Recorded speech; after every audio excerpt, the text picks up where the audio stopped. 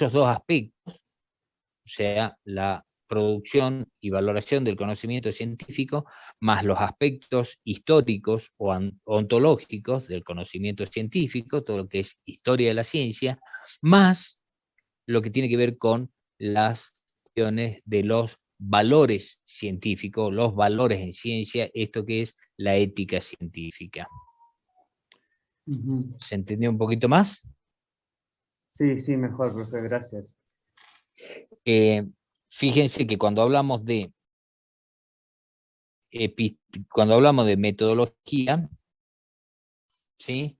Cuando hablamos de metodología de la ciencia, son los aspectos que tienen que ver con la validación, básicamente, del conocimiento científico. O sea, de qué manera, cuáles son los métodos o cuáles son las estrategias y metodologías de la ciencia. En definitiva, el término filosofía de la ciencia involucra prácticamente a todos los otros, menos a la nociología. Recuerden que la nociología tiene que ver con el estudio del conocimiento en general. El resto de los términos, epistemología, metodología de la ciencia, filosofía de la ciencia, todos tienen que ver con un aspecto del conocimiento científico. La nociología es del conocimiento en general. ¿Alguna otra pregunta de esta? ¿Alguna otra duda? No, profe. Bien. Acá quiero hacer una aclaración que va a servir no solamente para esta guía, no solamente para este tema, sino para todo lo que veamos. A mí me interesan las definiciones como la definición en sí mismo. No es que hay una única forma de decir las cosas, y eso ustedes se van a dar cuenta en la medida que sigamos avanzando en la materia. También van a ver otra característica de la materia y de los contenidos que trabajemos, y es que hay muchos términos, hay muchas palabras, hay muchos conceptos que se van a ir como ajustando, modificando o mejorando, si se quiere, esa es la idea, a lo largo del desarrollo de la materia. Por eso es que a mí en vez de hablar de una definición precisa, lo que vamos a ir haciendo, como lo que estamos haciendo ahora, es dar conceptos de algunos términos, o sea, qué es lo que significan algunos términos. Y esos conceptos no son conceptos acabados, sino que son una especie de acuerdo o conceptualizaciones que nos van a permitir a nosotros seguir avanzando en la medida que nos ponemos de acuerdo en qué significa eso. Entonces, no es que haya una forma literal de decir las cosas y que si me falta un pero, un por o un de qué está incorrecto. Simplemente lo que yo quiero es que queden los conceptos y que esos conceptos sean operativos. Cuando digo concepto operativo, son esos conceptos que a mí me van a permitir después entender otras cosas. ¿Por qué? Porque si yo a esos términos los puedo aplicar en otro contexto, es cuando se supone que se han comprendido. Entonces, volviendo a este caso, esta primera clasificación de las distintas disciplinas que tienen que ver con el conocimiento en general y con el conocimiento científico en particular, es una simple forma de aclarar estos términos. Ahora bien, de ahora en adelante, ustedes fíjense que nosotros la mayoría le dice epistemología, con suerte, o epi, ¿no? Y si bien ahora hemos visto concretamente qué significa la epistemología, de ahora en más vamos a trabajar este término epistemología casi como sinónimo de filosofía de la ciencia. O sea, para lo que es el trabajo que estamos haciendo en esta materia, vamos a llamar filosofía de la ciencia o epistemología sin necesidad de entrar en detalle el concepto de cada uno. Lo vamos a trabajar casi como sinónimo. Es importante que ustedes tengan en cuenta la diferencia por si en algún momento les hace falta. Pero cuando nos refiramos en esta materia a epistemología o a filosofía de la ciencia, íbamos a estar hablando básicamente de lo mismo. ¿Se entiende? No me interesa entrar en ese detalle. Pero ustedes tienen que saber que existe una pequeña diferencia. Es más, en algunas otras partes del mundo son directamente sinónimos filosofía de la ciencia y epistemología. No se hace ninguna diferencia. ¿Alguna pregunta más respecto a este punto? ¿Se comprendió hasta acá?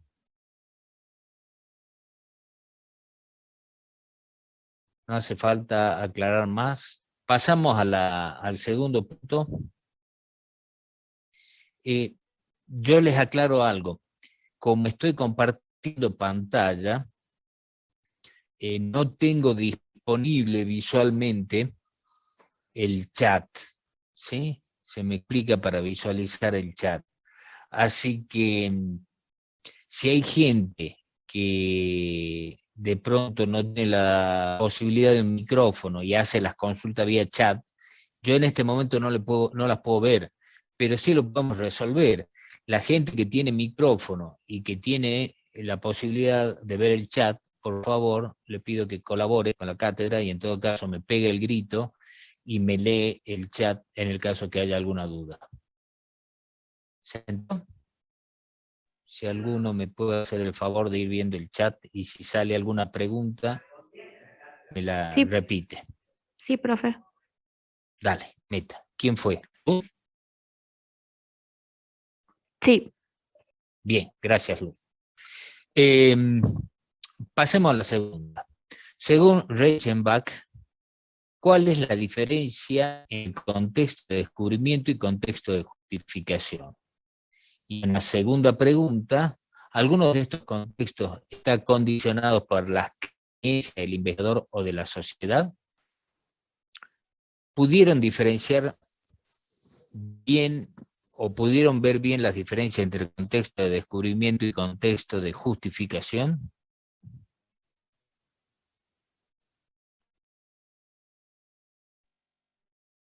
sí, profe.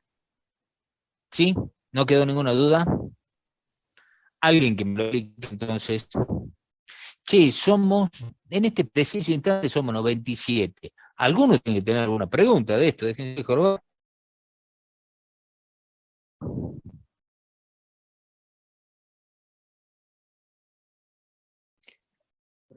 Profe. Sí, escucho. Bueno, básicamente lo que yo entendí entre el contexto de descubrimiento y contexto de justificación. Contexto de Sí, descubrimiento quizás tiene que ver o ve en realidad el contexto o en el momento en el cual tales ideas o teorías surgieron, si tuvo aceptación o qué resistencias hubo dentro de la sociedad, dentro de las instituciones, en ese estamos momento hablando de cuál contexto. de descubrimiento, de descubrimiento. Ajá, Bien. Y el contexto de justificación sería como el que se ocupa de evaluar estas teorías, ideas, hipótesis, fuera o de una manera alejada o independientemente de su origen y demás cuestiones más sociales, históricas, en su momento, en ese momento. ajá, bien. ¿Y cuál entonces sería más condicionado por los aspectos sociales?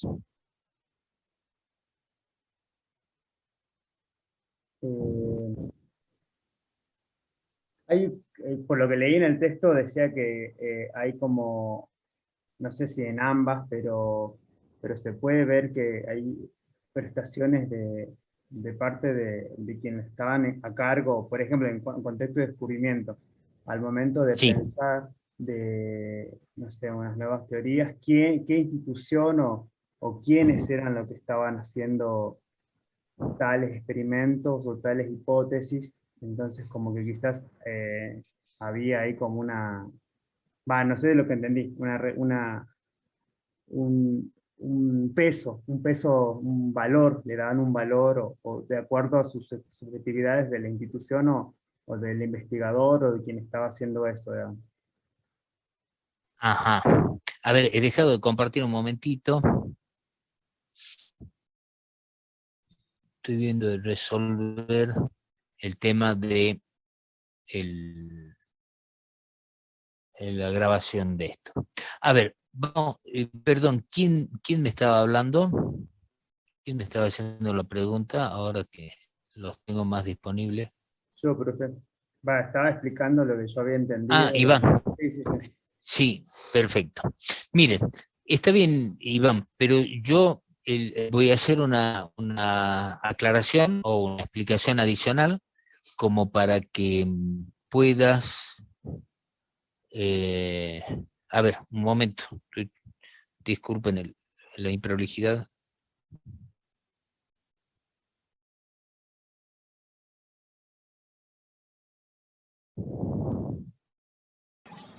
Profe Alejandro, ahí lo dejé como anfitrión. Al pelo, gracias, muchas gracias.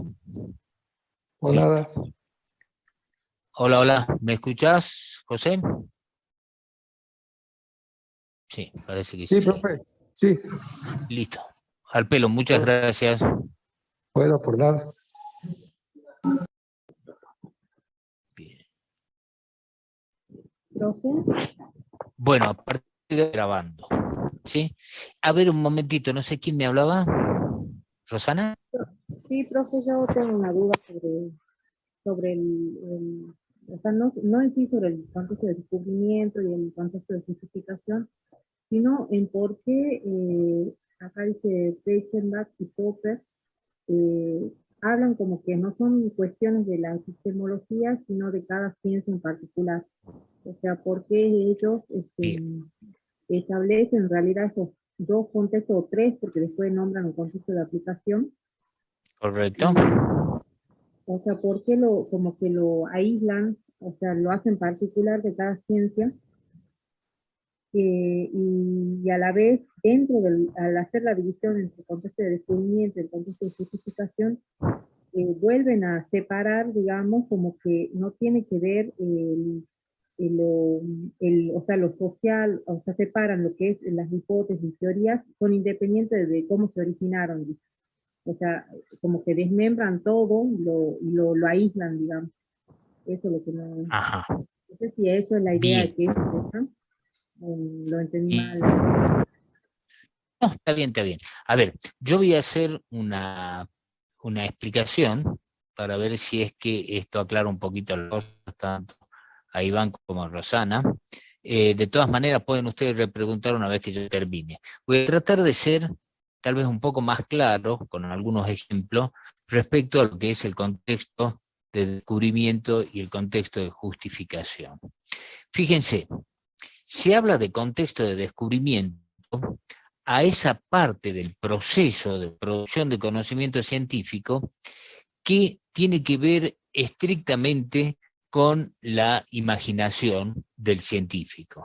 O sea, la parte o el momento en que a un científico se le ocurre una idea respecto a determinada cuestión de la realidad. Podríamos decir que es el momento en que se produce una hipótesis, el momento en que a un científico se le ocurre una idea de cómo podría ser determinada cosa. ¿Se entiende? Eso, esa parte, es algo que, dicen los propios epistemólogos, no está sujeta a las, digamos, consideraciones de la metodología de la ciencia. Es un aspecto estrictamente mental. Es lo que podremos decir, se me prendió la lamparita, o podríamos decir, se me ocurrió esta idea. La forma en que se produce esa idea, la forma en que a mí se me ocurre algo como solución a un problema científico, esta forma, ese momento es lo que se llama contexto de descubrimiento. Y ese momento no hay reglas, no hay ninguna limitación, no hay nada de la metodología de la ciencia que a mí me diga cómo hacerlo, porque es una ocurrencia, es la forma en que a mí se me ocurrió esa idea. Y la forma en que se me ocurrió esa idea puede ser muy distinta de acuerdo a cada una de las personas, pero también como las personas están muy influidas por nuestra sociedad, por la sociedad en la que vivimos, por ahí puede haber diferencia en la forma en que a mí se me ocurren determinadas cosas o explicaciones respecto a la forma en que se le puede ocurrir a alguien que vive en Japón o en Indonesia, ¿no? Dependiendo del contexto cultural de cada uno. Ese es el momento en que a mí se me ocurre algo. Ahora, después que a mí se me ocurre una idea, después que a mí se me prende la lamparita y creo haber tenido una idea genial para explicar determinada cosa, después tengo que poner la prueba para ver si efectivamente esa idea es exitosa y es buena para explicar lo que yo quería explicar. Ese momento en el que yo pongo a prueba mi hipótesis, ese momento en que yo pongo a prueba mi idea, es lo que se llama contexto de justificación. ¿Por qué? Yo voy a justificar esto que a mí se me ocurrió. Y para justificarlo tengo que aplicar una determinada metodología.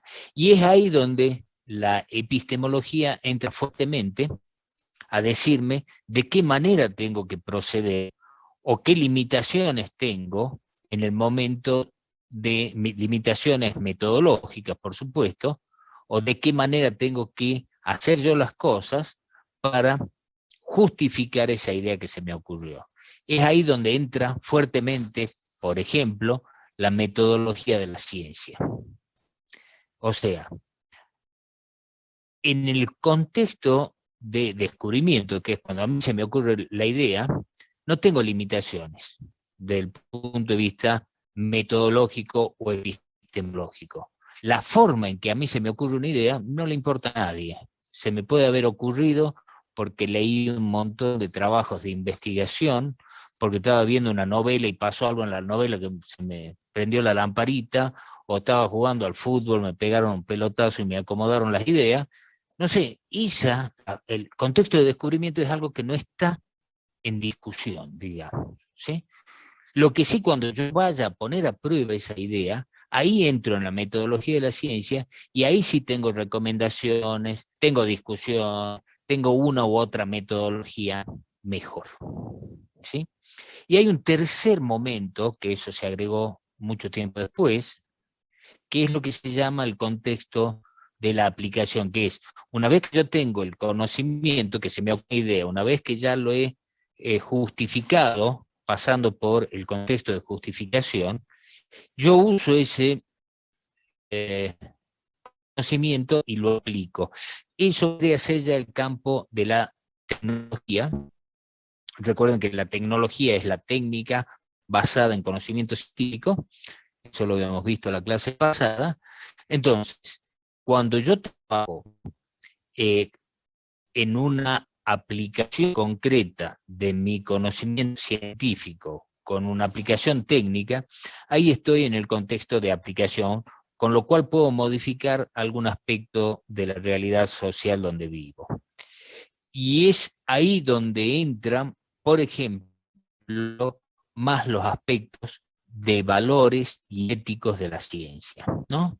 O sea, la utilización de la energía atómica para generar bomba atómica. Ahí hay una aplicación, ese es un contexto de aplicación de todo lo que ha sido el conocimiento referido a la energía atómica. Ahí ya no hay problema tipo metodológico, de metodología de la ciencia, porque eso ya es un conocimiento que ha sido validado, ya es un conocimiento aceptado. Lo que sí hay son cuestionamientos del tipo ético, morales y de los valores, que es decir, ¿qué estamos haciendo con el conocimiento científico? Fíjense, en este contexto de pandemia que estamos viviendo, con lo actual que pueden ser los problemas asociados a la vacuna, yo puedo tener el contexto de descubrimiento, puede ser que a algún investigador se le ocurrió la mejor forma de hacer un nuevo tipo de vacuna. Por ejemplo, las más modernas, las vacunas, la de Pfizer, ¿no? Entonces a alguien se le tiene que haber ocurrido la idea de decir, che, mira, ¿qué tal si producimos esto? Después, esa idea científica se la tuvo que justificar metodológicamente. Si esa idea fue buena y realmente se vio que el proceso funciona así, ese conocimiento científico ya validado pasa a un contexto de aplicación, que es la producción de la vacuna, ¿sí? Y en la producción de la vacuna, y qué se hace con la vacuna, empiezan ya cuestiones más bien del tipo ético, es decir, bueno, la vacuna tiene que estar disponible para aquellos que tienen plata para pagarla, la vacuna es un conocimiento, se tienen que liberar las patentes y todos los países tienen que tener las posibilidades de producirla independientemente de quién la haya inventado. Bueno, eso es el contexto de aplicación. Ahí ya entran las cuestiones, ya no tiene que ver con la forma en que se me ocurrió la idea, no tiene que ver con la forma en que yo probé esa idea para ver si era sí o no, ya tiene que ver con la aplicación de ese conocimiento. Y esos son los famosos 3 contextos con lo que se propone por ahí separar los momentos de producción de conocimiento científico. No sé si quedó más o menos claro. Fíjense, hay una cosa muy interesante, a ver, como un ejemplo de contexto de descubrimiento. Justamente ustedes están trabajando, hay muchos de ustedes cursando orgánica, ¿verdad? ¿Sí o no? Alguien que me grite del otro lado. Sí, profe. Sí, bien. Lourdes, estás cursando orgánica. Química orgánica se llama así porque trabaja con, básicamente, a diferencia de la química general, trabaja con compuestos orgánicos. ¿Alguien me puede decir qué característica tienen en particular los compuestos orgánicos en cuanto a la estructura? Y poseen un átomo de carbono. ¿Uno solo? Son moléculas formadas principalmente por átomos de carbono. Principalmente por átomos de carbono, sí. ¿Tienen alguna particularidad estructural? ¿Se acuerdan?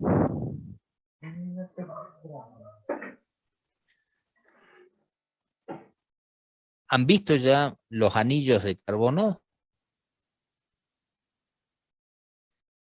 Enzo grita, sí, el estudio del carbono. ¿Son cadenas lineales o forman anillos? La mayoría de los casos. De las dos hay. Bien, pero Por ustedes van a ejemplo, ver, fuerte, por ejemplo, los lípidos forman cadenas lineales y los compuestos aromáticos, por ejemplo, el benceno, los azúcares, bien, forman anillos. bien. Vamos entonces a los compuestos aromáticos, por ejemplo, ¿no?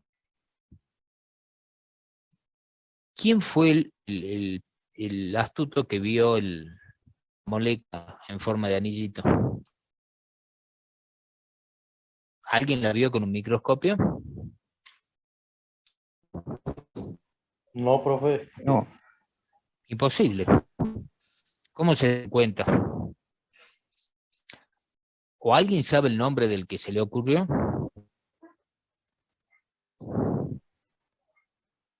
Ah, Culé se llama, no. ¿no? Allá leí hace tiempo. En realidad, ya se conocían los compuestos de carbono, y todo se conocía a través de reacciones, porque además no hay forma, en la actualidad no hay forma de prácticamente de ver una molécula a ese nivel.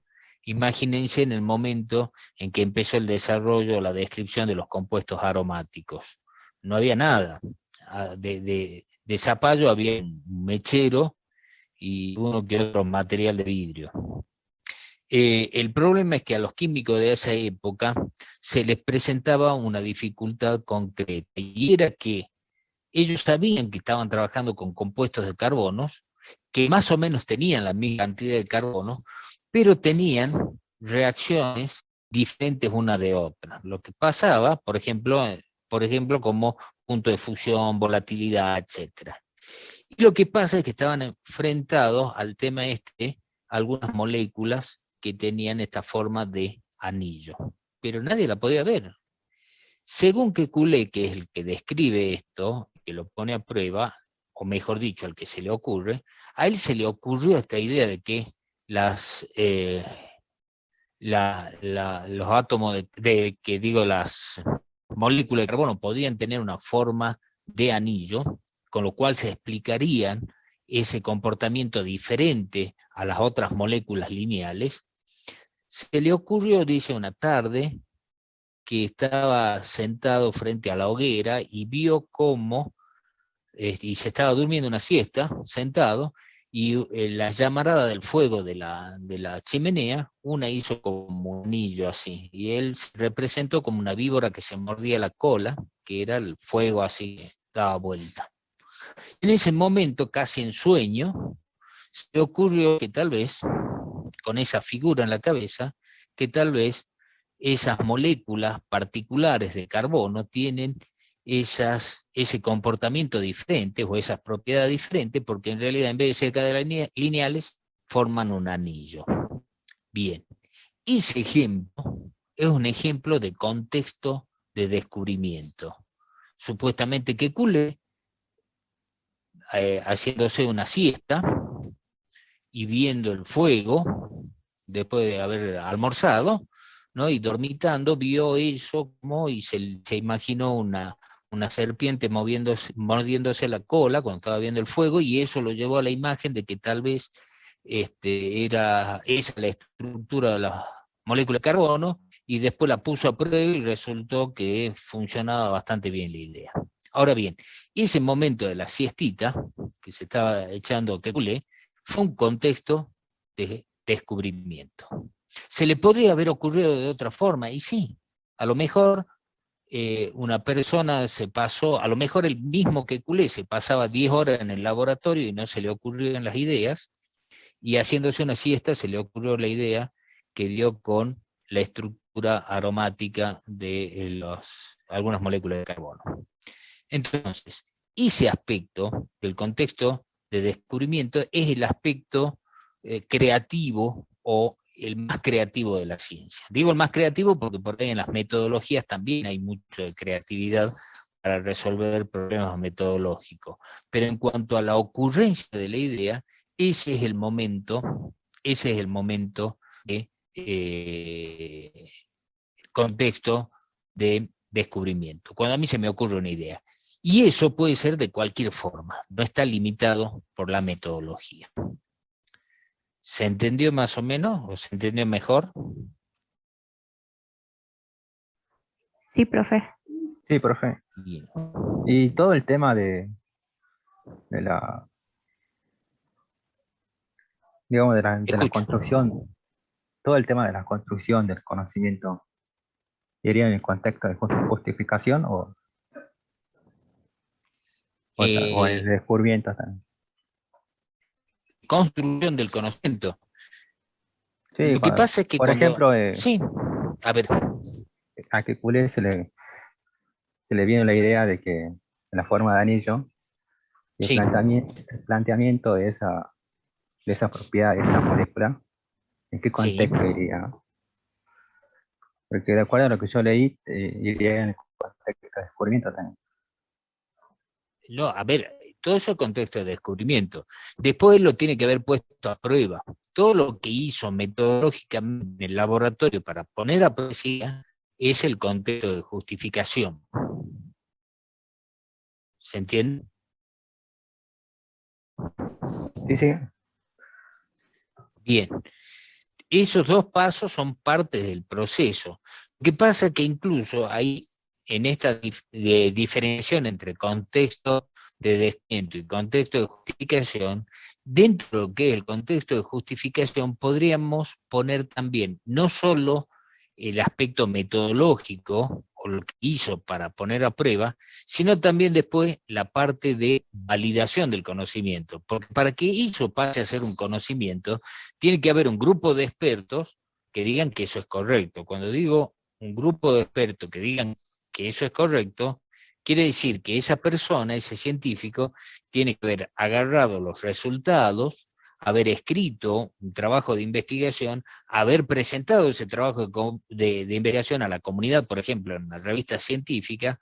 Seguramente otros expertos evaluaron ese trabajo de investigación, lo aprobaron, lo publicaron, y una vez que eso ya está publicado, recién podríamos decir que se completó el proceso de construcción de un conocimiento. Mientras el conocimiento esté en el laboratorio del investigador, aun cuando ya lo haya justificado o aun cuando ya lo haya puesto a prueba y en sus anotaciones esa idea que se le ocurrió sea correcta, mientras eso no forme parte de los conocimientos que la comunidad científica considera válido, no podemos decir que es un conocimiento construido. Mientras está dentro del laboratorio, en los apuntes del investigador, o en el cuadernito del investigador de campo, por ejemplo, por más que él lo haya probado para sí mismo, eso no podemos hablar de conocimiento científico porque lo sabe él solo, nada más. Y el conocimiento científico, por definición, es un conocimiento que ya está aceptado por la comunidad científica. Entonces, en la producción de conocimiento científico pasan todas esas fases, ¿sí? Yo tengo, para decir que yo he construido un conocimiento científico, esa construcción termina cuando ya es aceptada por la comunidad científica.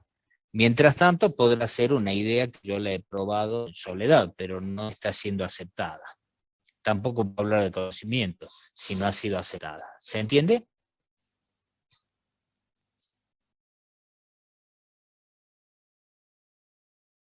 ¿Hola? Sí, profe, sí, sí se entiende. Ah, bien, bien. Perfecto.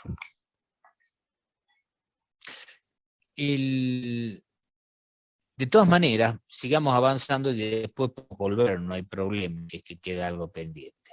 El tercer punto, ¿cuál es la diferencia entre el saber proposicional y el saber práctico o instrumental?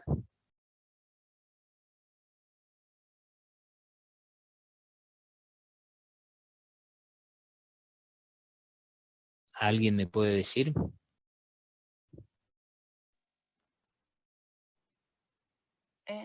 Yo lo hice, profe. ¿Lo Fuerte. veo? Sí, sí, decime. Bueno, yo puse que un saber proposicional que consiste en saber que P, donde P es una proposición cualquiera, y por otro lado, un saber cómo, que es un saber práctico e instrumental. Un ejemplo del primero sería saber que el agua hierve a 100 grados centígrados o que Rosario está en la playa de Santa Fe.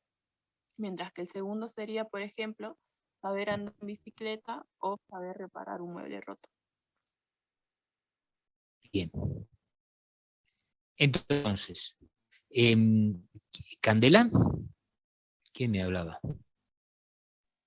Sí, ya, profe. Bien, bien, Candela. Ahí tomaste básicamente el texto del material de lectura, parece bien. Lo que me gustaría es que cada vez que se enfrenten a una lectura de este tipo, cuando vayan a dar un ejemplo, vean si lo pueden aplicar a conocimientos estrictamente biológicos a partir de lo que ustedes ya han cursado. Fíjense, como saber proposicional, ¿cuál podría ser un conocimiento biológico del saber proposicional?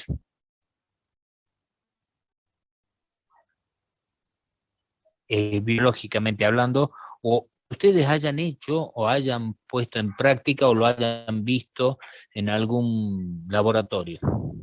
Por ejemplo, en las células vegetales se encuentran los cloroplastos. Por ejemplo, esto es un saber proposicional. Y un saber práctico, El saber práctico, por ejemplo, sería, con lo mismo, sería o similar, sí. manejar la técnica eh, eh, para aislar ese A ver, cloroplasto. Por ejemplo, poner una centrífuga y, qué sé yo, y aislar de alguna bien, o sea, manera los cloroplastos o la clorofila. bien. A ver, se lo hago más simple, que yo estoy seguro que ustedes lo vieron. Cuando usan el microscopio tenemos que ir del menor aumento al mayor aumento. ¿Sí? O bien para ver las lentes objetivo tengo que hacerlo tomando al revólver del microscopio, no tengo que agarrar de las lentes. Esos son saberes prácticos, instrumentales del manejo del laboratorio, ¿sí? Mientras que el conocimiento producido como un enunciado, como una proposición, que es lo que decía Matías, es decir, las células vegetales tienen cloroplasto, una cosa así, no estamos juzgando si es correcto o no, estamos dando un ejemplo, ¿no? Ese enunciado que ustedes hacen es un saber proposicional, ¿sí? Es un conocimiento, podríamos decir, un conocimiento académico. Vuelvo entonces, cuando se enfrenten a esta situación, traten, porque así, aun cuando esta materia pareciera ser que tiene muy poca aplicación, es una de las materias que van a ver que debería tener más aplicación en los conocimientos, porque estamos trabajando justamente con los conocimientos que ustedes están construyendo como futuros profesionales de la biología, ya sea licenciados o profesores. Entonces, cada vez que se enfrenten a estos contenidos, traten de traducirlo en términos del conocimiento científico, del conocimiento biológico que ustedes ya están manejando. ¿Estamos de acuerdo? Pero básicamente es eso, el saber, como lo dijo antes, no me acuerdo el nombre de la compañera, el saber proposicional es aquel que me da un contenido de conocimiento en forma de una oración o un enunciado, y el saber práctico es saber hacer algo, muy simple, ¿sí? Me parece Profe, que no hay sí, escucho. usted que habla de relacionar, yo cuando leí esto lo relacioné con lo que vimos en Fundamentos de la Educación, Ah, que hacemos una clasificación de los contenidos. Tenemos los contenidos conceptuales, procedimental, procedimentales conceptual, y los bien, actitudinales. Bueno, eso actitudinal, bien. que sería muy parecido a lo conceptual y serían Claro, los proposicionales, efectivamente. sí, Y los prácticos instrumental se parecerían a los contenidos contenidos procedimentales. procedimentales. Bien. Ahora, eso ustedes lo están trabajando desde la perspectiva de la didáctica, ¿sí? Ahora, si nos metemos a la metodología y a la producción de conocimiento científico, también lo pueden hacer las aplicaciones, ¿sí? Bien. Punto 4. ¿Qué son los enunciados y qué importancia tienen para la ciencia? ¿Alguien se atreve a contestar esta? Son oraciones afirmativas, informativas, perdón, que afirman o niegan algo. Perfecto, Florencia. ¿Y qué más? ¿Cuál es la importancia para la ciencia?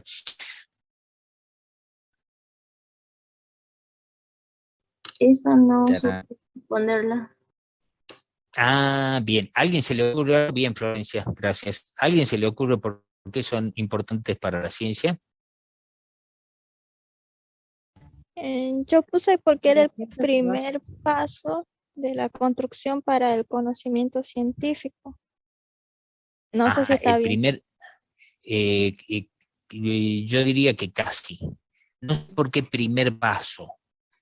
Vos fíjate, Rocío, que cuando hablas de primer paso, uno podría pensar que hay una serie de pasos, y lo primero son los enunciados.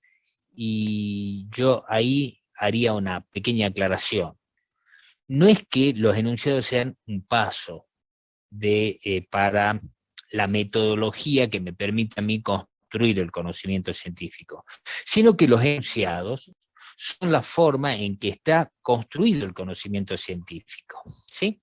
Son parte de la construcción del conocimiento científico. Si ustedes se acuerdan de la teoría que tuvimos el viernes, de la clase que di el viernes, y si revisan el PowerPoint o el video de la clase que ya está subido en el canal de la cátedra, van a ver que hemos dicho que los enunciados eran como que hacíamos una analogía. Teníamos términos, enunciados y razonamientos. Los enunciados eran como... La pared. Perfecto, las paredes de esa construcción. O sea, podríamos decir que el conocimiento científico está construido con enunciados. Así como decir un edificio está hecho con paredes, podríamos decir que el conocimiento científico está hecho de enunciados. No como si se tratara de un primer paso que yo tengo que dar, sino que más la conclusión de un trabajo científico está llena de enunciados. Es cuando yo enuncio y digo lo que encontré o, entre comillas, produje como conocimiento. Yo lo manifiesto en forma de enunciado. Entonces, ahí lo que me parece más importante de reconocer es que la importancia que tienen los enunciados para la ciencia es que es el material del que está hecho el conocimiento científico. Podríamos decir que el material del que está hecho el conocimiento científico son los enunciados. ¿Estamos? O sea, es más importante que un primer paso. Están hechos de eso los conocimientos científicos. ¿Qué son los razonamientos? Sí, escucho.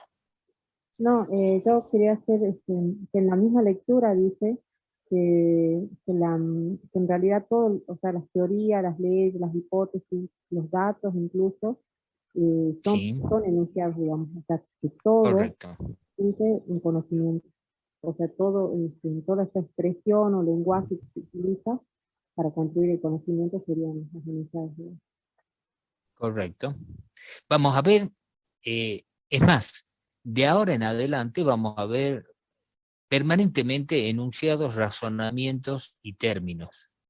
Ya se van a podrir ustedes de esta idea. Recién estamos empezando a construir la idea de que los enunciados son la parte constitutiva de lo que está hecho el conocimiento científico. Después ustedes ya van a abandonar este esfuerzo mental que tienen que hacer para acordarse que era un enunciado, porque van a ver que lo vamos a usar muchas veces. Así que tranquilo, ya lo van a ir como fijando a ese conocimiento de qué es un enunciado.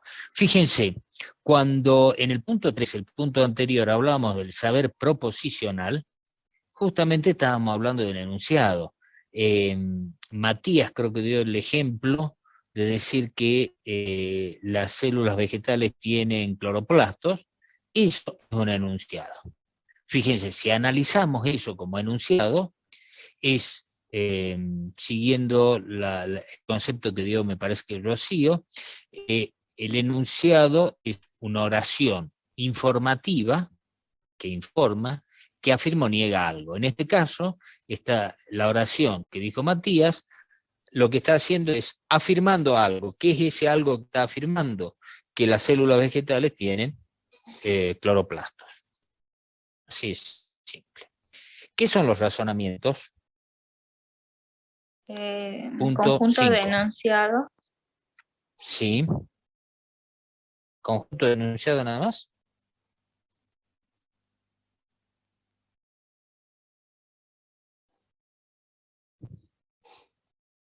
Jessica.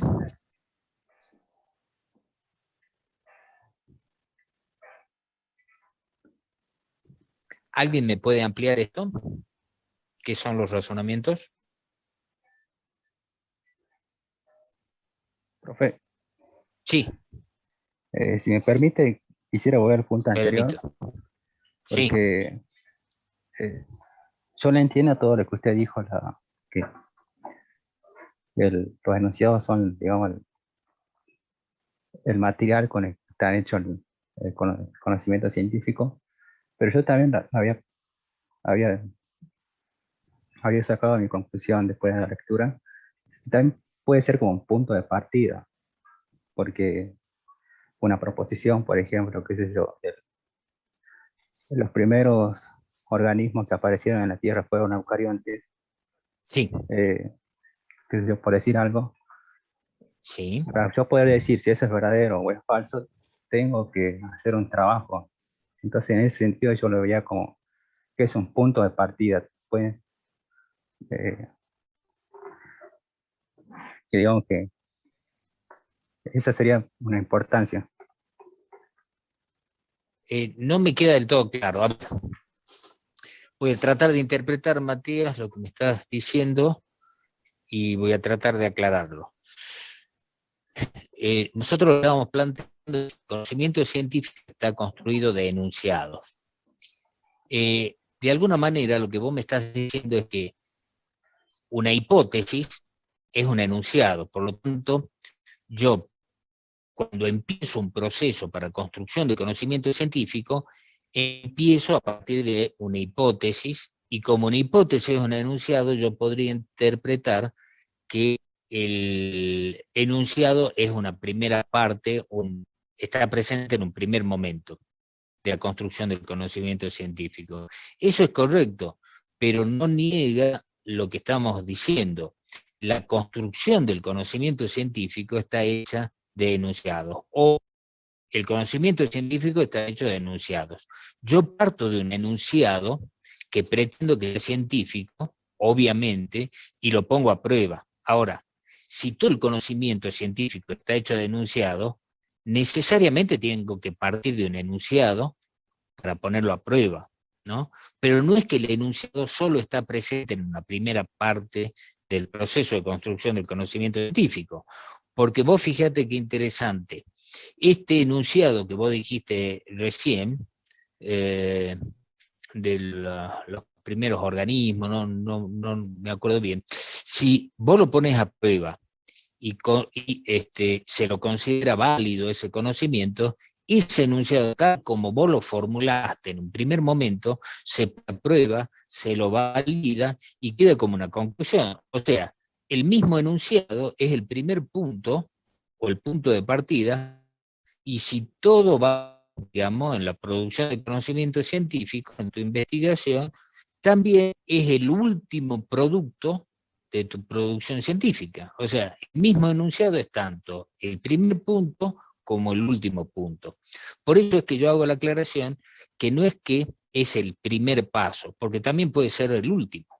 Entonces, si es que ese enunciado a modo de hipótesis no pasa las pruebas necesarias, se lo descarta y queda eliminado como parte de la construcción del conocimiento científico, pero nació queriendo ser conocimiento científico y por eso tiene la forma de un enunciado, de una oración informativa que afirma o niega algo, porque pretende dar desde el principio ser parte del conocimiento científico. ¿Se entiende, Matías? Pero no es que, obviamente los enunciados están desde el primer momento de la construcción del conocimiento científico, pero pueden ser, ese mismo enunciado puede ser el primer paso como el último. Por eso no es algo que caracteriza la primera parte de la producción del conocimiento científico. ¿Se entendió? Sí, sí. O sea, todo el conocimiento científico, desde el principio hasta el final, está hecho de lo mismo. Aún aquello que pretende ser conocimiento científico y todavía no sabemos si lo es porque lo estoy poniendo recién a prueba. Volvamos con el punto 5 de los razonamientos. ¿Qué son los razonamientos? Jessica había planteado algo así como que los razonamientos son conjuntos de enunciados, me parece. Y yo le pedí un poco más de precisión, a ver, a alguien que me pueda dar precisión. Obviamente los razonamientos involucran, sí. No, que los Escucho. razonamientos en realidad se desprenden, digamos, de un conjunto, como dice ahí, un conjunto de enunciados que plantean como premisas, llamadas premisas, y de que se concluye algo, digamos, o sea, un nuevo enunciado como más general. Y Ajá. eso es lo que yo entiendo, o sea, que se plantean premisas. Sí, ¿y las premisas qué son? Son oraciones O sea, enunciados. enunciados. Y bueno, y que ese conjunto de premisas Denunciados. de enunciados, en realidad, se puede concluir sí. Lo que sería un razonamiento, digamos. Se puede concluir un nuevo enunciado que sería razonado a partir de esas premisas. Que sería una conclusión. A ver, tratemos de entender lo siguiente. Todo el razonamiento está bien. Yo tengo un esquema donde tengo premisas, que son enunciados, de las cuales yo voy a derivar una conclusión, que también es un enunciado. Ahora, tal como vimos en la clase del viernes, yo tengo al menos 3 tipos de enunciados. Nosotros después nos vamos a concentrar básicamente en 2 tipos de enunciados. En 2 tipos, perdón, de razonamiento. Tengo 3 tipos y después nos concentramos en 2. Los 3 tipos son el inductivo, el deductivo y el analógico. ¿Se acuerdan? En el razonamiento inductivo yo digo voy de particular a lo general. O sea, si voy de lo particular, lo puntual, lo singular, lo que me refiere a una sola cosa, mis enunciados en las premisas es lo que está antes que la conclusión, mis premisas son enunciados singulares, o sea, refieren a una sola cosa.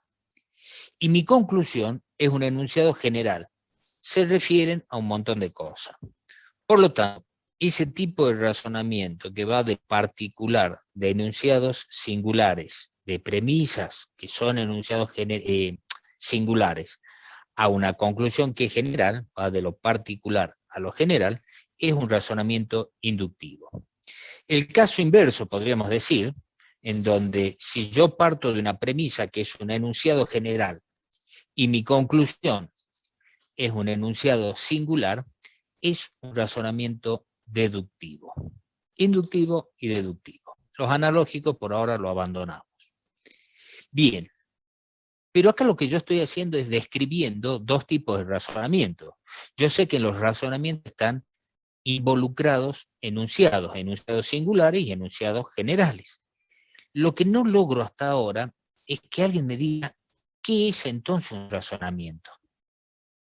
Porque el razonamiento no son los enunciados, son un conjunto de enunciados puestos así nomás.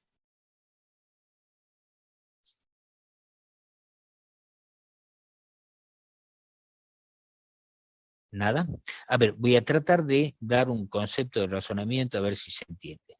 Los razonamientos son las formas correctas de trabajar o de relacionar los enunciados.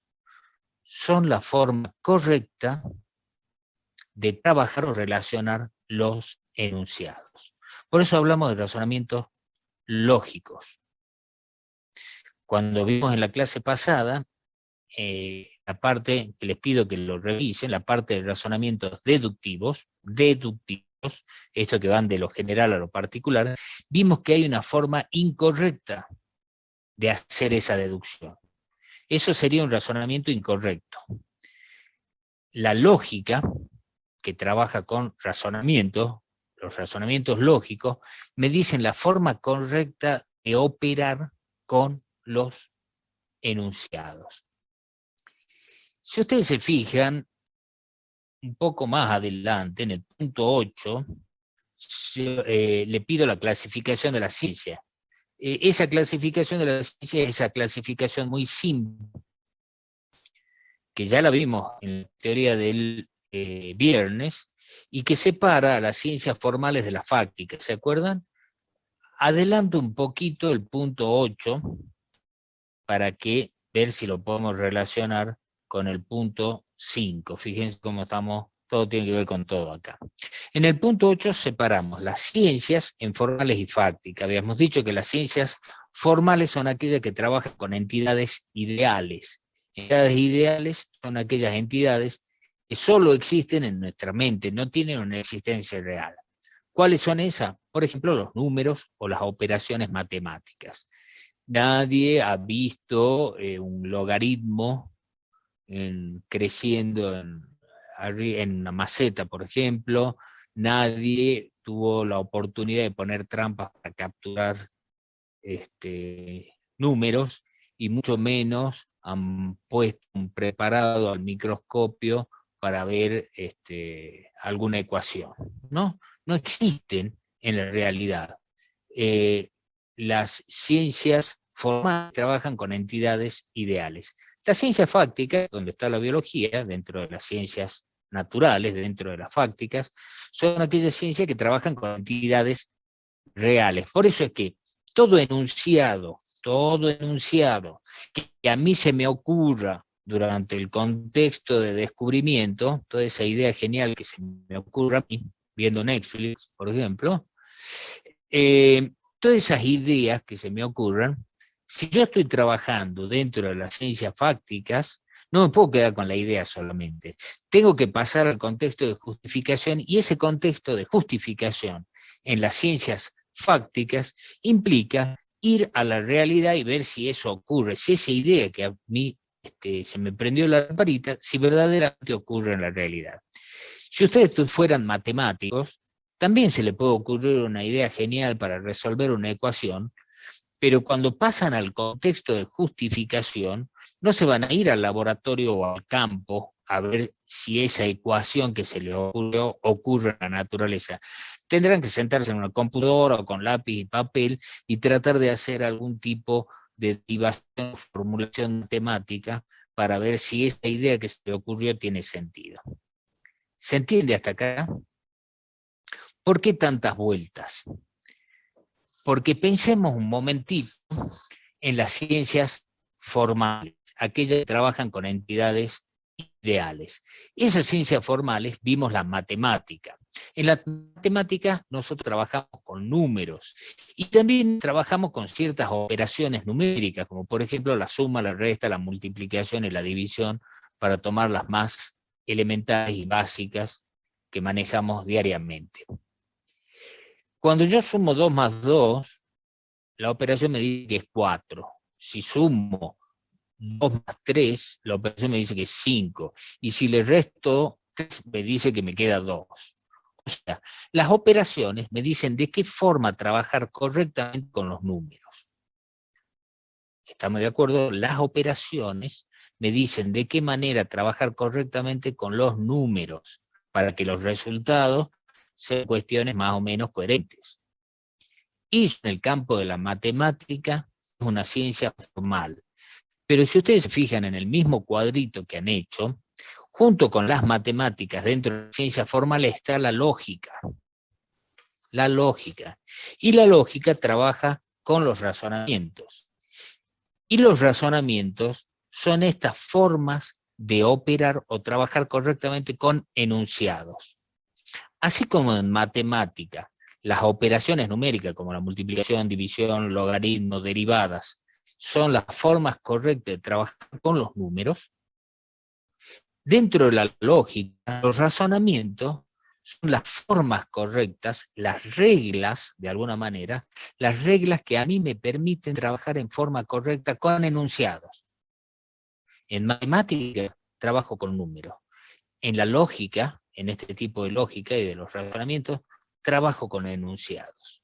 Entonces, los razonamientos, que son parte de la disciplina de la lógica, es lo que me va a decir a mí la forma correcta para proceder y trabajar con enunciados.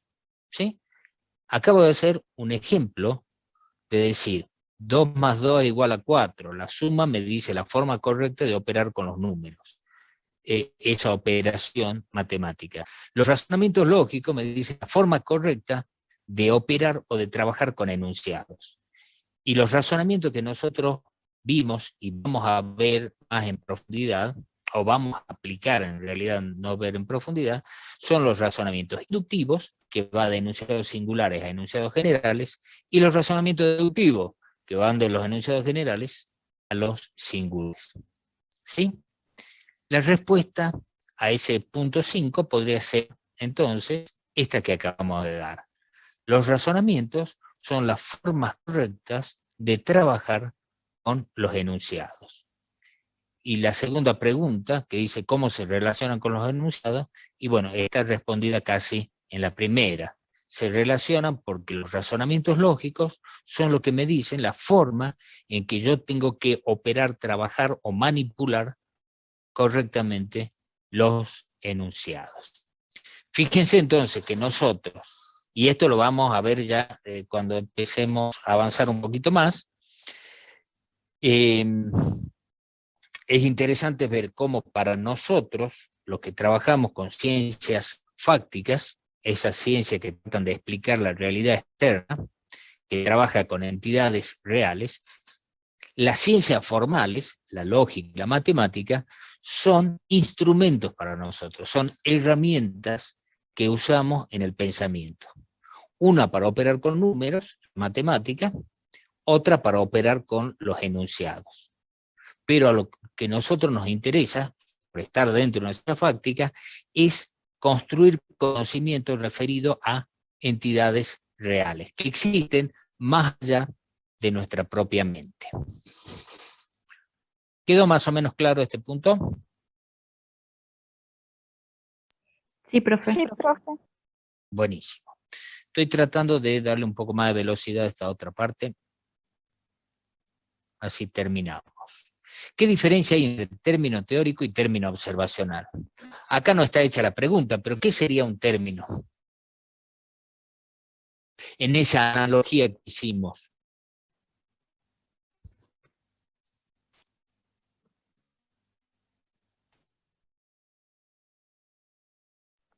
Si los enunciados son las paredes, los términos, ¿qué serían?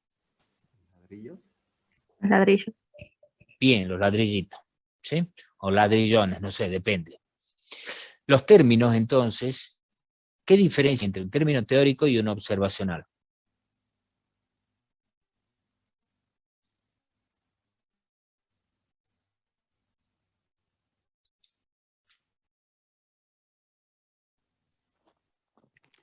¿Nada? Profe, yo tengo que los términos teóricos corresponden a propiedades inobservables que cumplen un papel importante en las explicaciones. Y los Bien. términos observacionales son los que yo puedo acceder de forma directa, ya sea con mis sentidos o mediado por instrumentos. Perfecto, eso es lo que vimos en la teoría en la clase pasada. ¿Me podrían dar ejemplos ustedes? Seguramente en Introducción a la Biología el año pasado han visto y han escrito en su informe una actividad infernal de términos teóricos y términos observacionales. Así que ahora me gustaría que me den algún ejemplo sin que sean los mismos que yo di en la teoría. ¿Se animan?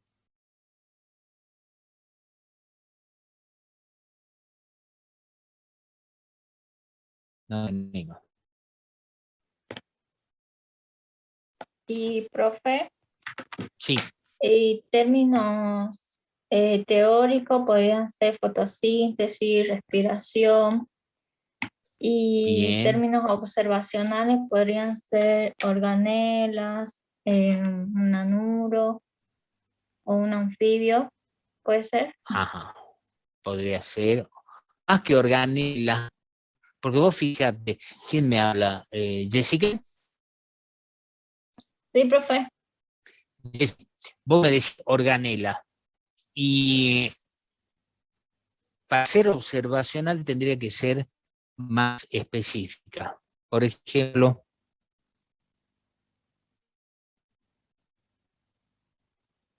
decime una organela.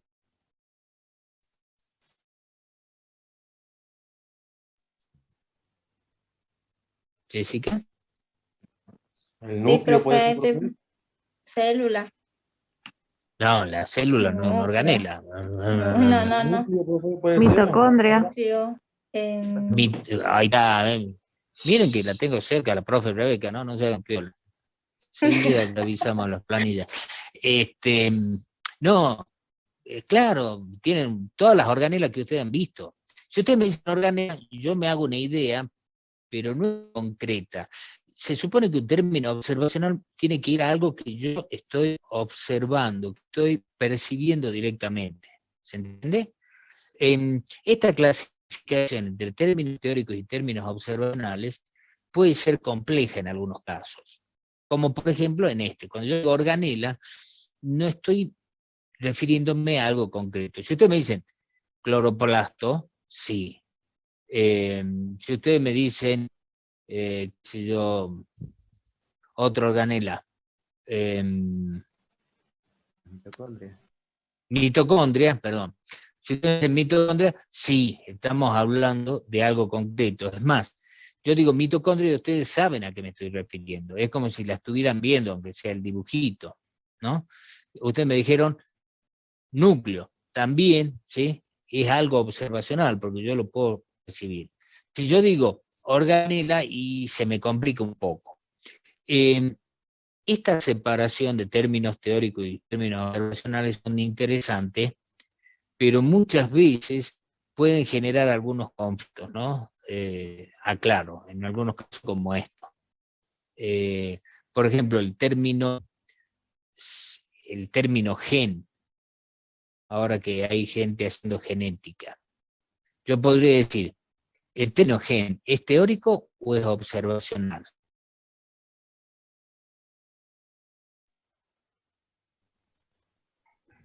Yo lo estoy preguntando a ustedes, ¿no? Miren que donde más patinen son temas de parcial, ¿no? Así de maligno soy. ¿El término gen es teórico o es observacional? Y esto se lo dejo para que lo piensen. ¿Ustedes pueden observar el gen o es teórico? Porque volvamos a la definición de término. Ajá. Término teórico. ¿Cuándo un término era teórico?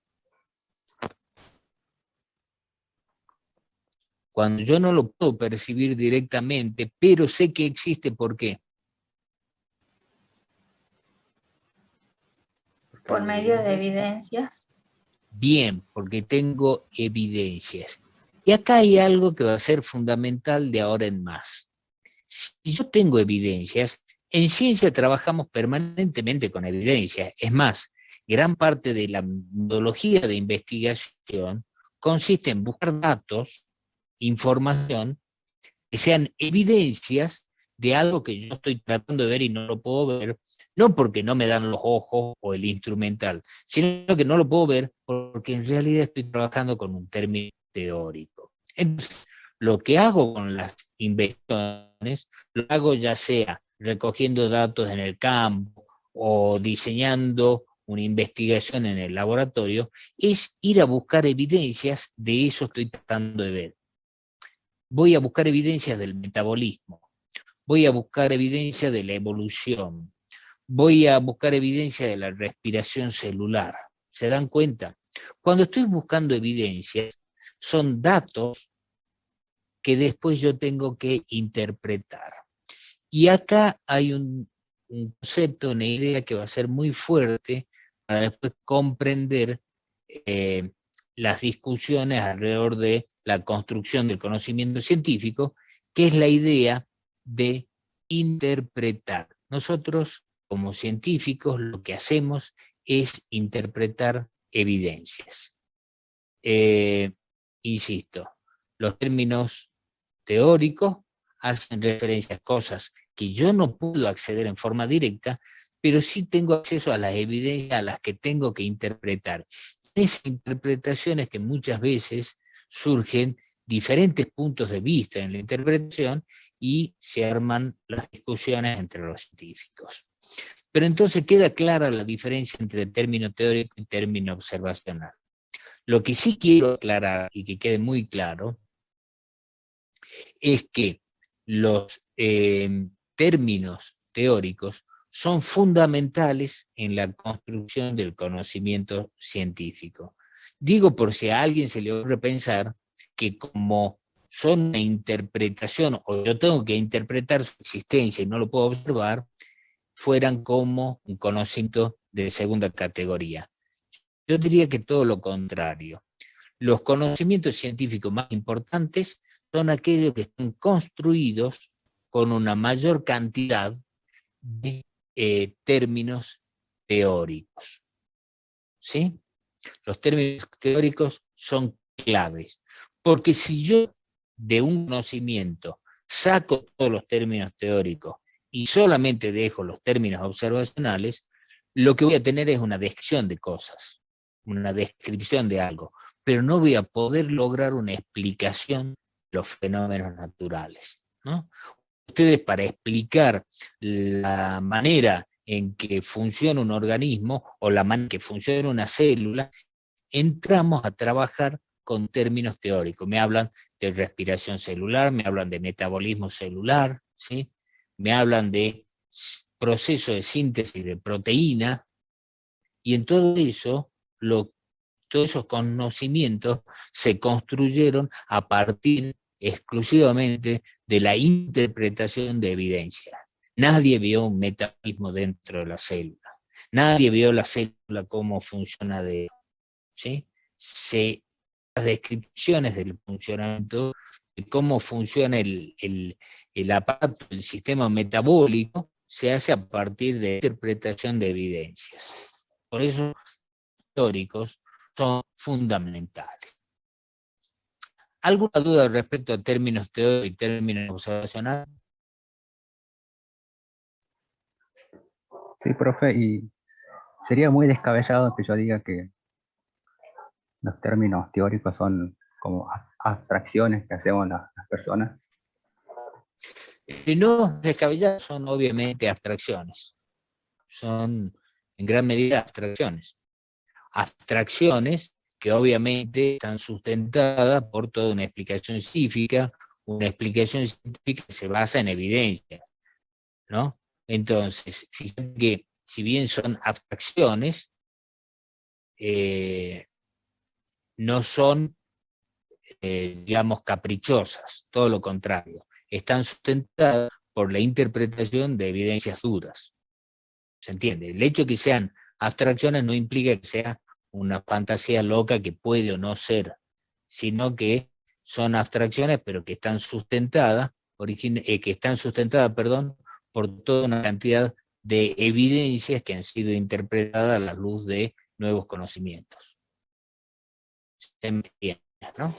Pero sí, no hay que perderle hay que perderle el miedo a esta idea de que gran parte de las ciencias son estas abstracciones o términos teóricos sustentados en evidencia, eso sí.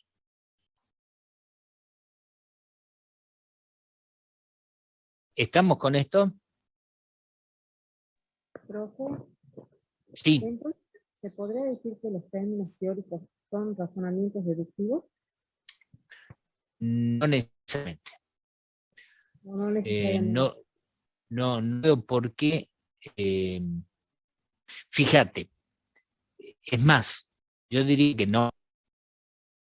Puede ser que yo tenga que haber hecho algún tipo de razonamiento durante la interpretación, las evidencias que me llevan a confirmar la existencia de esto que me representa un término teórico, ¿sí?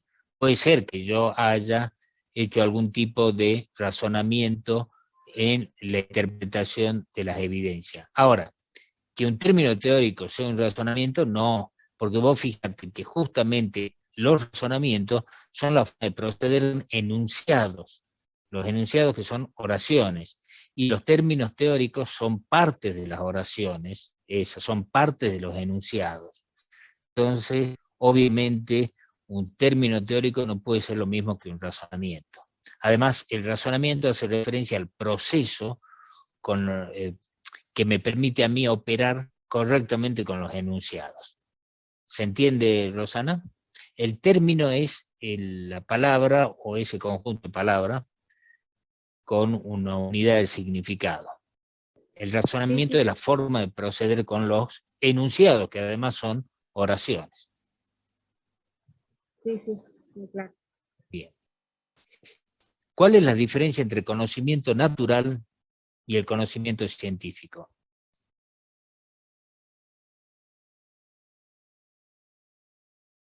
Eso creo que está bastante simple en el texto.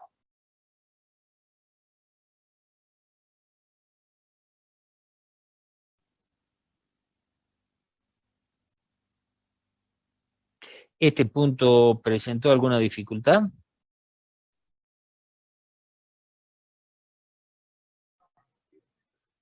Hola. Eso no, profe. No, profe. ¿No? Esto es simplemente ver, creo que está, es más, de la misma forma, esto se responde fácilmente. Lo que sí me gustaría es este punto. ¿Es mejor el conocimiento natural que el conocimiento científico?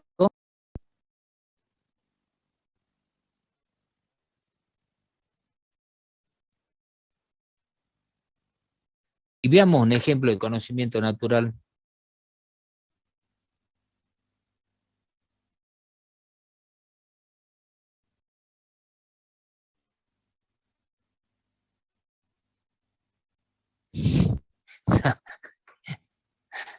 No sean cobardes. Ya mismo anoto esta pregunta para el parcial. Por ejemplo, sería un tipo de conocimiento Vamos, Rubén. natural. Es el que, el que creemos que las bacterias adquieren, ¿cómo es? Adquieren la, eh,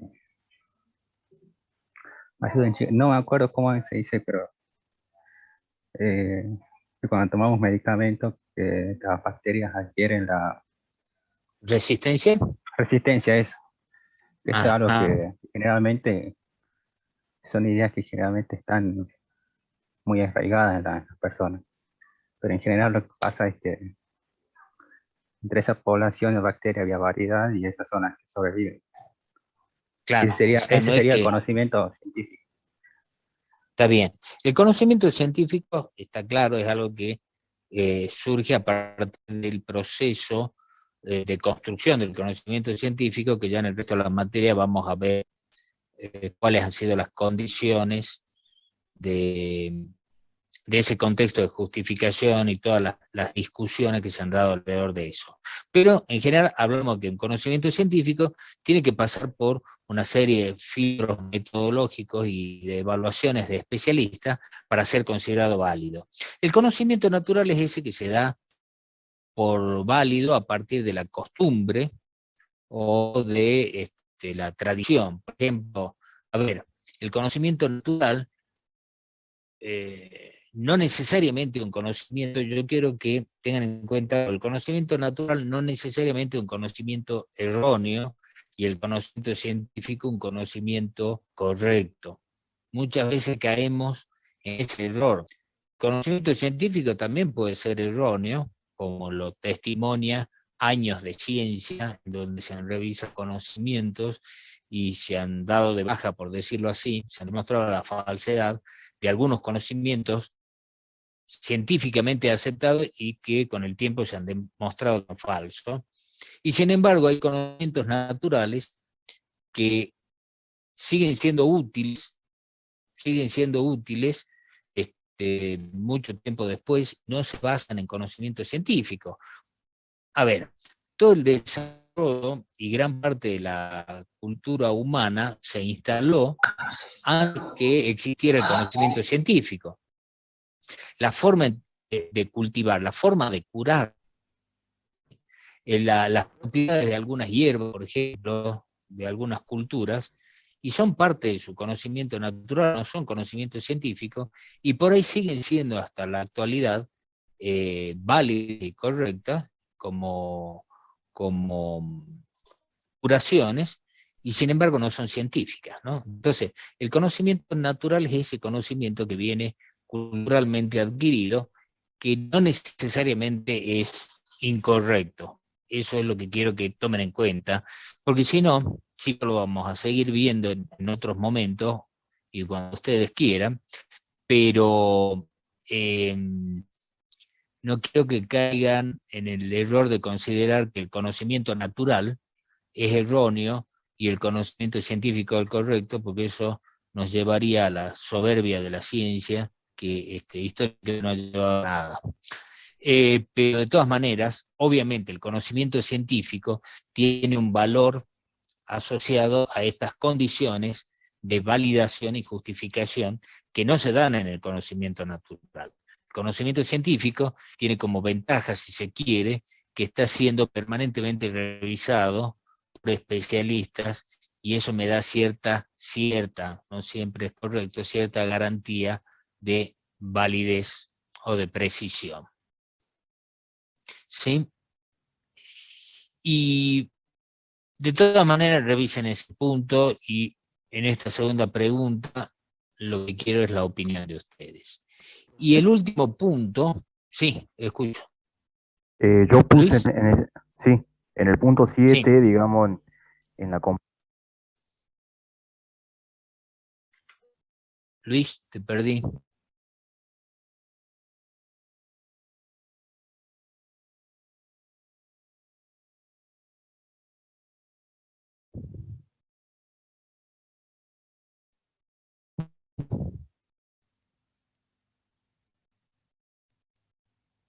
¿Hola? ¿Me escuchan? Sí, profe. Sí, profe. Entonces, ¿lo perdimos a Luis o alguien lo escuchó? No, se cortó también.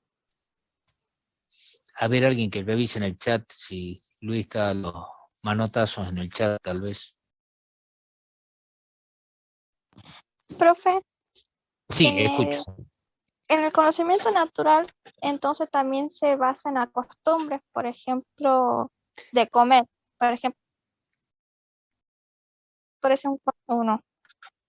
No, no te entendí, yo entrecorto. De nuevo, hacenos la pregunta. Si el conocimiento natural se basa en la costumbre, por ejemplo, el conocimiento de comer. En China, no sé si se basa eso o yo entendí mal. Por ejemplo, en China utilizan los palillos y aquí Sí, utilizamos los cubiertos. claro, pero sí, eso es más un conocimiento del tipo procedimental, está claro, ¿no? Esto vendría a ser dentro de los primeros puntos, o más que un conocimiento, diríamos que vendría a ser un saber práctico o instrumental, el que vimos en el punto 3. Sería un ejemplo de saber práctico o instrumental. No sé si de conocimiento en esta comparación que estamos haciendo de conocimiento científico. Lo que podríamos decir de la comida es cuando trabajamos, a ver, un conocimiento natural es decir, qué comida te hacen bien y qué comida te hace mal, ¿no? Tomemos como ejemplo el conocimiento en el campo y por el ejemplo que se me ocurre, salimos de la alimentación humana y vamos a la alimentación del ganado. Ustedes saben que en el campo hay algunas hierbas que si el ganado la come se envenena. Y ese conocimiento es un conocimiento, si se quiere, cultural, social, que se ha ido construyendo a partir de la experiencia a lo largo del tiempo, que ha ido pasando de generación tras generación, y es un conocimiento natural, digamos, ¿no? O sea, de padre a hijo, los abuelos, todo dicen, no, saca el caballo de ahí que va a comer esa planta y se va a morir, se le va a hinchar la panza y se lo va a morir, etcétera, etcétera. Ese conocimiento de que esa planta puede ser venenosa, no es un conocimiento científico, es un conocimiento natural que se ha ido construyendo. Conocimiento científico sería la explicación de por qué esa planta tiene ciertos alcaloides que actúan a nivel del sistema nervioso, supongo, del animal y lo matan. Eso sería un conocimiento científico. El hecho de que esa planta envenena y ya se conoce mucho antes de que alguien la haya estudiado, científicamente hablando. ¿Se entiende? A eso hablamos de conocimiento natural y conocimiento científico como comparables. Sí, profe, gracias. Bien, Rocío. Entonces, profe, ¿podría entrar lo que es la medicina herbal en comparación con lo que es la medicina farmacéutica? ¿Sería más o menos eso? Podría ser, no sé bien a qué te referís con medicina herbal, no tengo conocimiento de a qué se le llama la medicina herbal. Son de las hierbas. Claro, por ejemplo, yo entiendo de que hay plantas que curan el salpullido o lo calman, en cuyo caso, y hay otros medicamentos específicos también para eso.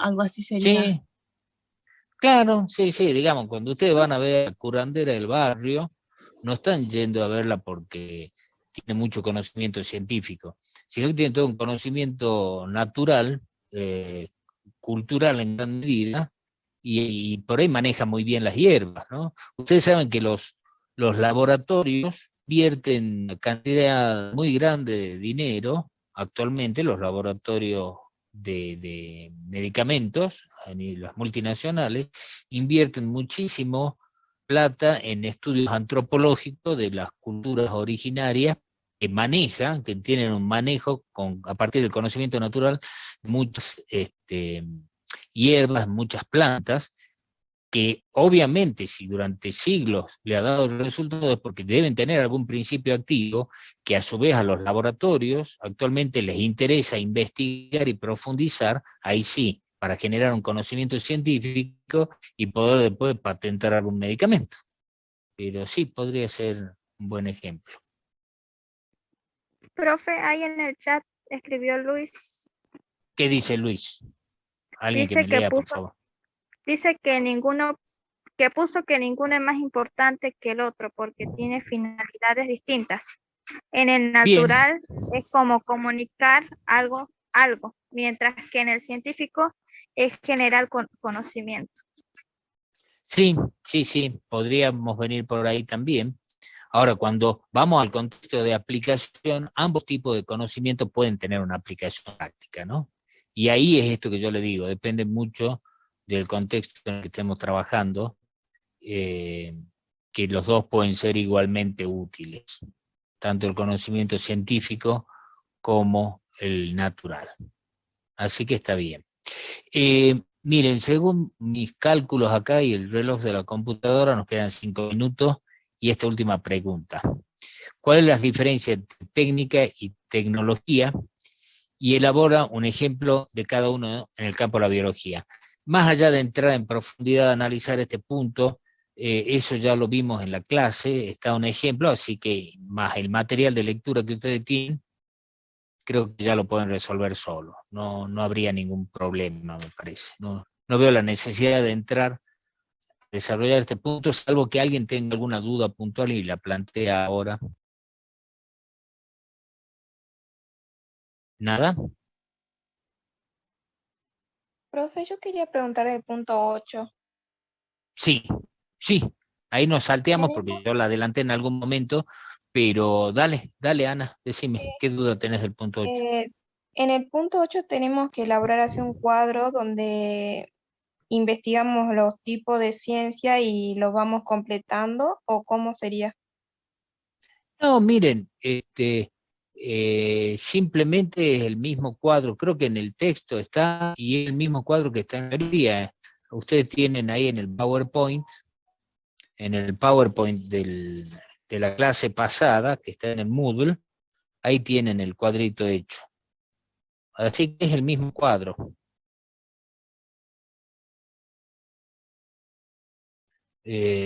Ana, así que Bueno, no te profe. preocupes. No te Bueno. preocupes, podés copiarlo eso. Lo que pasa es que quiero que entiendan, ahí lo importante es esta separación entre ciencia formal y fáctica, y que nosotros estamos dentro, con la biología dentro de las fácticas. Vamos a ver después un poco, lo que quiero que quede claro ese esquema de clasificación de ciencia en la cara, porque después lo vamos a aplicar. Pero básicamente es eso, ¿no?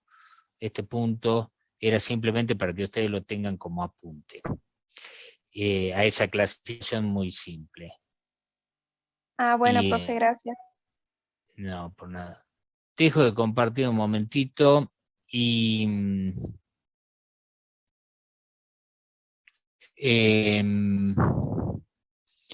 quiero que tomen en cuenta lo siguiente, que ya he revisado este práctico, guía de lectura, quiero que elaboren a partir de lo que ustedes han hecho y de estas correcciones, lo que hagan es revisarla, reformularla que hace falta, si ustedes consideran que hace falta, y eso es lo que me tienen que entregar. Lo importante es que a ustedes todos estos materiales, más allá de que yo los revise y de que haga algún tipo de devolución o no la haga porque por ahí no veo la necesidad, lo importante es que lo hagan y se queden ustedes con la copia, obviamente, porque esto va constituyendo el material de trabajo junto con los textos que yo estoy proponiendo que lean. Esto es como un apunte de cátedra que a ustedes les va a servir para preparar el examen, los parciales, y eventualmente el final el día que se presenten. Entonces, por favor, ¿qué quiero decir con esto?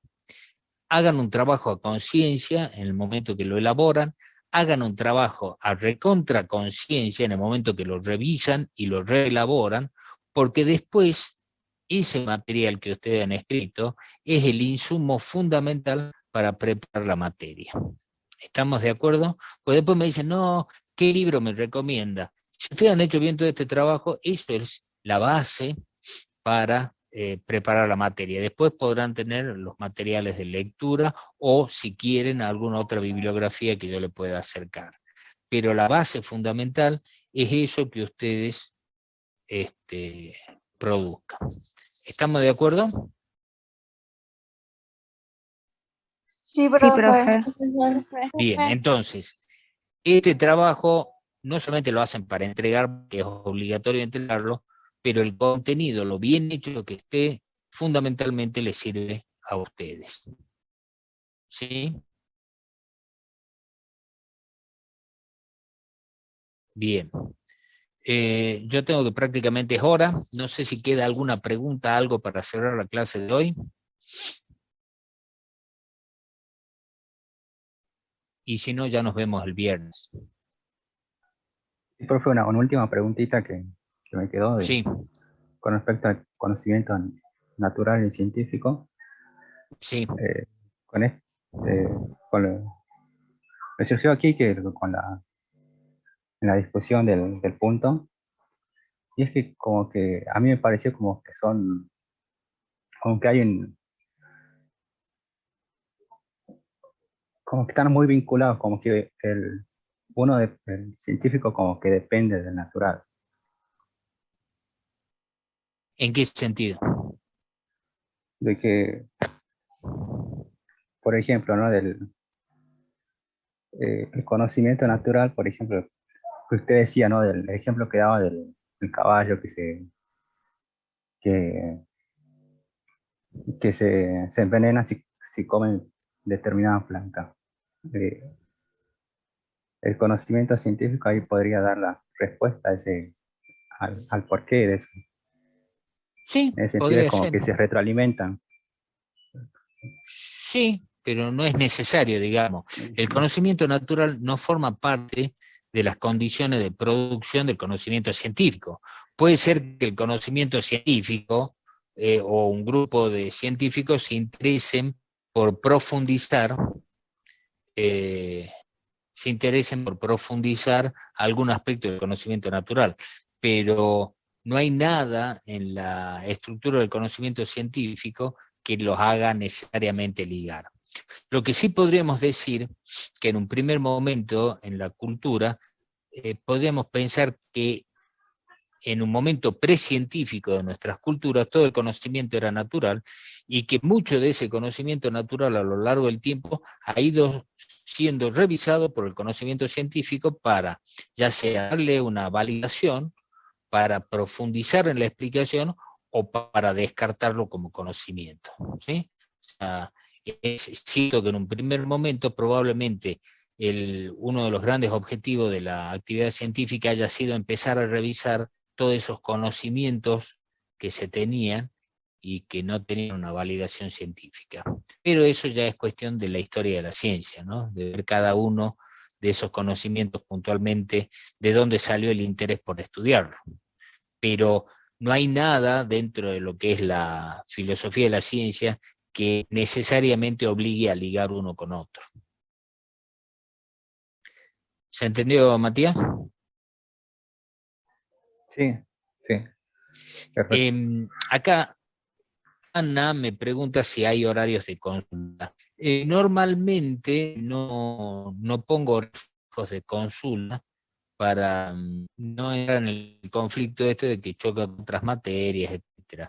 Lo que hago habitualmente es que si ustedes necesitan hacer consulta en algún momento, me avisan vía WhatsApp y coordinamos una fecha y un horario, un día y un horario para hacer una consulta puntual. Y si no, pueden hacer las consultas en el momento, en las clases. En general, cuando arrancamos una clase, yo empiezo dando un espacio para resolver dudas o consultas que hayan quedado. Si, por ejemplo, la duda es o necesitan consulta sobre este día de lectura porque quieren llegar a entregarla el jueves a la noche, habiendo resuelto esas consultas, entonces me escriben y me dicen necesito que hagamos una consulta y la coordinamos. Así de simple. No, pero no tengo un horario fijo de consulta porque en general no funciona. Si ustedes tienen interés, me avisan y definimos un horario de consulta, no hay ningún problema. Bien. Si no hay más dudas, terminamos acá la clase y nos vemos el día viernes. Por lo pronto, seguimos con el mismo horario. Si hay alguna modificación o algo, ya le estaré comunicando, digo, por este problema que tenemos con el choque de horario con genética. ¿Estamos de acuerdo? Recuerden entonces que tienen que entregar el parcial, la guía de lectura, la tienen que entregar hasta el día jueves, a las 12 de la noche, antes del viernes. ¿No hay para más? Nos estamos viendo y cualquier cosa vía WhatsApp me piden una consulta. Adiós. Chao, profe, gracias. Chao, profe, Chao. gracias. Nos vemos, profe, gracias. Chao. Chao, profe, gracias.